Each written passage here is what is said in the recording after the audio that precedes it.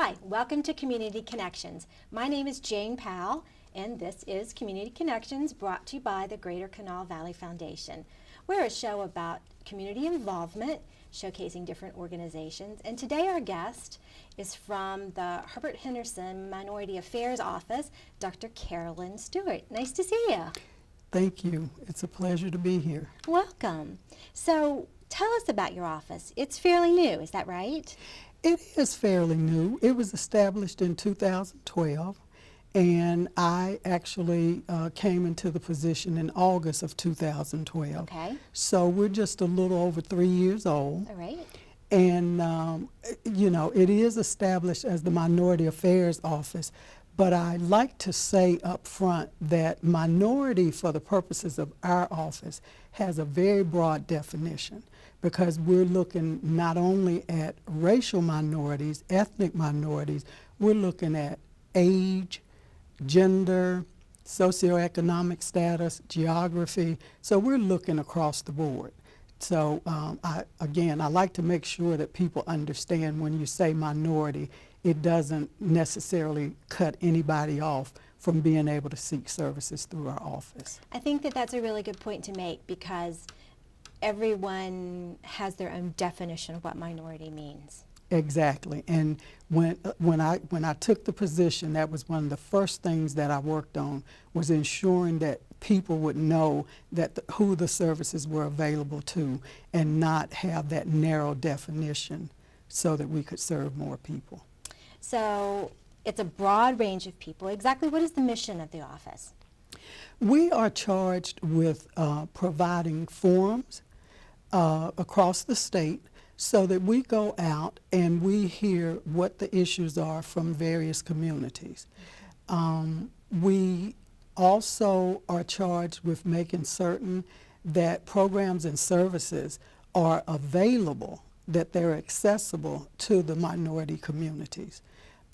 So those are the major things. And of course, you know, we have our reporting to the legislature and to the governor annually about the events and the products and services that we've been able to produce throughout that year.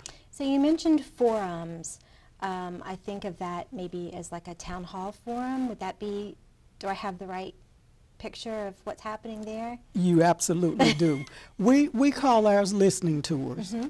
And so one of the things we do is you know, we sit down and we look at the state map, and we do some research, you know, through the Bureau, the Census Bureau, those kinds of things. Mm-hmm. And we find out the communities who have a high population of racial minorities, a high population of with health disparities, and we tend to target those communities. So we go out and we, typically a 2-hour event, and we're just there to hear what the community has to say. And then that information comes back. There's a discussion with the governor, and to see what, if anything, we may be able to do to address some of those issues. Wow, it's nice being heard. I'm sure the communities are just, I mean, that's the first step. Absolutely. Somebody listening. Absolutely. Making them very happy. Tell me about some of the other initiatives of your office. Well, one of the first things that happened when I came into office, the Committee on Minority Affairs gave me a list of 9 areas to look at. Mm-hmm. And they range from education to housing to economic development. And so we've been doing work around those. One of the first, bigger initiatives was getting the Office of Minority Health established. And that office is within the DHHR's Bureau of Public Health. Okay. And so, you know, now you have a place where people can go and get information about health. And, you know, they do a lot of activities across the state and in various communities as well. So that was one of the biggest things. Another thing that we just started doing last year, which is kind of what some of the things we'll talk about today, but another one of the bigger initiatives is our Minority Business Expo. And we began to think about that. Again, that was one of the areas that was given to us. And we began to think about jobs and economic development and those kinds of things. And of course, entrepreneurship fits right in there in terms of jobs and economic development. So we began working on that. And then, you know, we do a lot of community partnerships. We were able to partner, while on a small scale, we were able to partner with Brick Street and West Virginia State University for a program at Mary C. Snow, and that's balancing the equation, and some good things are really happening with that program. So that's Mary C. Snow Elementary School on the Yes. west side of Charleston, Yes. right? Yes. It's a fairly new school, and good things are happening there. Absolutely. Yes. Absolutely. A lot of the community is involved in making that school a success, which I think is a good thing. Oh, absolutely. It just shows that, you know, we West Virginians have the reputation of being good stewards, and that school is one example of that. Yeah, yes it is. You touched briefly on the Minority Business Expo. Let's hear a little bit more about that, because that's coming up. Absolutely, absolutely. And, you know, we're so excited about I it. can tell, just the look on your face, you're excited. We- Tell us all about it. We are so excited about it. We had our first one last year, and the venue that we used only allowed for so much space to have the exhibits. And so we had about 10 exhibitors. Okay, We it's a good had, start. oh, absolutely. And we had over 100 attendees. Wow. And so for an inaugural Minority Business Expo, that was just unbelievable for us. Yes. And so it helped us to maintain that excitement, and, you know, looking at the evaluations and utilizing that information, everyone said, yes, we would attend another one. Great. And everyone gave information on, you know, how they would like to see the next one go. And so here we are coming up October 21st with our second annual Minority Business Expo. Wow, so it's just about a month away, October 21st. Where are you holding it?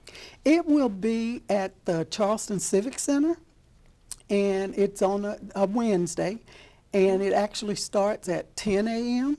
and runs through 6 p.m. Informational sessions, a lot of community leaders who are business owners on a minority panel sharing their experiences of becoming a business owner, maintaining a business. We just have a lot of good things that'll be happening. Is it too late for for someone who wants to exhibit there to sign up? It is not too late. We are working back at the office as we're here taping. We have about 12 exhibit tables left. Okay.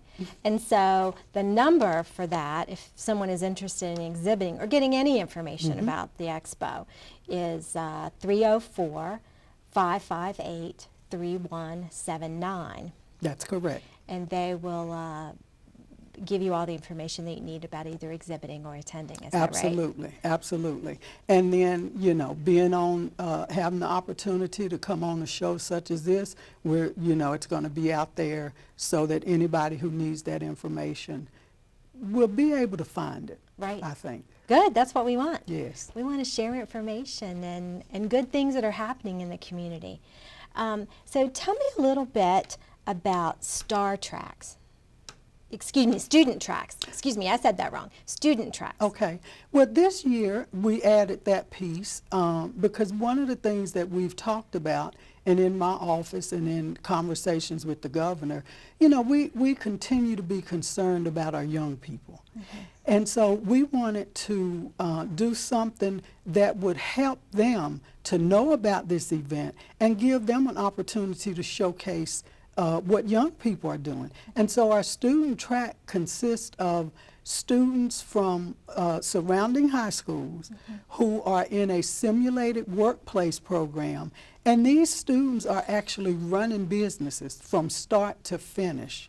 Some of the businesses actually getting contracts and with other corporations and agencies outside. Wow, that's great. And I think something that I've heard you say throughout our conversation, and that I know, you have the ear of the governor. So this information is being taken seriously. Absolutely, absolutely. And let me tell you, speaking of the ear of the governor will open the expo for us this year. Oh, wonderful. Absolutely. Wonderful. I expect it to be a great event. Tell me some of the challenges of it, of producing a Minority Business Expo. You know, the biggest challenge is getting the people to attend. And so, again, a show such as this is one way that we can get that information out there, because the more times it can be seen or heard, it increases the likelihood of the number of people who will attend. Well, and I guess we should say it is a free event. Absolutely, absolutely. So the information is plentiful. All you got to do is show up. Show up. There, if you park in the Civic Center, it's a $3 charge for the day. Right. And everything else is free, including lunch. Well, okay then. That's great. That's great. Maybe we should just talk a little bit about some of the sessions. And I know you touched on them briefly, but the governor is opening it. Mm-hmm. You have Dr. Jeffrey Cousins who is speaking. Mm-hmm. Is that right? He's our keynote. He's the keynote, and he is a thoracic surgeon. Absolutely. And also owner of Massage Envy. Mm-hmm. Yes, so that should be very interesting. And then also Clint Arnold and Paul Gilmer and Belle Mainjong are all business owners that will be speaking. Yes. One of the things that we did that last year, and we got such positive feedback on it, because they shared their experiences. They share their positive experiences as well as those that need to improve. And people really enjoyed hearing that, so that, number one, they got a better idea of what to expect. And number two, they were able to see people who had weathered that storm mm-hmm. and were still able to maintain a business. Mm-hmm. And I do happen to know most of your speakers, and they're great. Great folks, right? Yes, they are. So I can only imagine that their sessions will be wonderful yes. and educational. And then you have someone from the Secretary of State's office talking about licensing. Is that right? Yes. We thought that sometimes with businesses, when they close, they just say we're closed, we're out of business. Right. But there are some other things that need to take place. And so we thought we would get the Secretary of State's office there, and so that people are fully aware of what they need to do from start to finish, from starting a business to hopefully not, but closing a business. Right. So that they have some good, yes, yes. Right. So I think you're giving them great information. And so I just kind of want to recap everything for people that are watching, that if they need information about the event, that they can call 304-558-3179. That number is on the screen. And again, it's at the Charleston Civic Center. And it's free. I keep saying that, it's free. But I love free information. It is Wednesday, October 21st from 10 to 6, so it's a full day. And if I could just quickly say, Sure. From 5 to 6 p.m. is actually a networking session. Oh, wonderful. So that's a time for people to just mingle, maybe in a more relaxed way, and go back and be able to talk to the people that they're really interested in talking to in a one-on-one situation. Dr. Stewart, I think it's going to be a wonderful event, and I wish you much success. Thank you so much. Thank you for joining us, Dr. Carolyn Stuart from the Herbert Henderson Office of Minority Affairs. Again, I'm Jane Powell. This has been Community Connections, brought to you by the Greater Kanawha Valley Foundation. We hope you come back and watch us again.